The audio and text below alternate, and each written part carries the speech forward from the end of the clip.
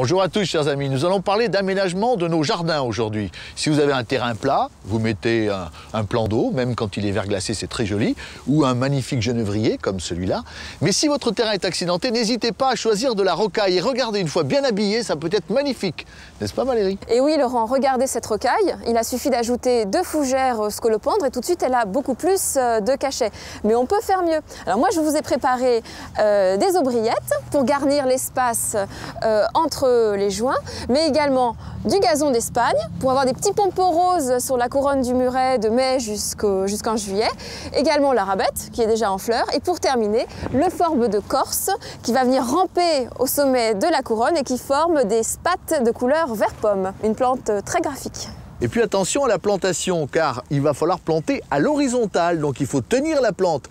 Comment procéder Valérie? D'abord vous faites un trou avec la petite cuillère ou la grosse cuillère. Je retire la terre qui est pauvre entre les pierres, voilà.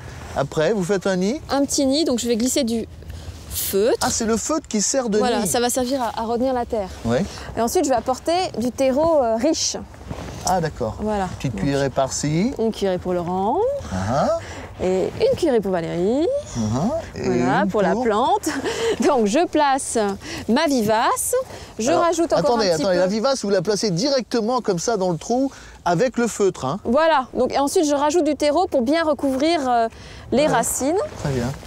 Et ça va tenir comme ça? Alors je vais ajouter quelques petits cailloux. Ah, vous mettez des petits cailloux? Oui, pour maintenir le tout en place. Et je n'oublie pas de vaporiser de l'eau. Et pour bien habiller le mur, il faut aussi garnir la couronne. Et là, on procède de la même manière. Oui, on va également mettre un feutre parce que sinon la terre va glisser et va tomber. On met un feutre et on installe les plantes à la verticale pour garnir cette couronne. Merci Valérie, au revoir à tous. Au revoir.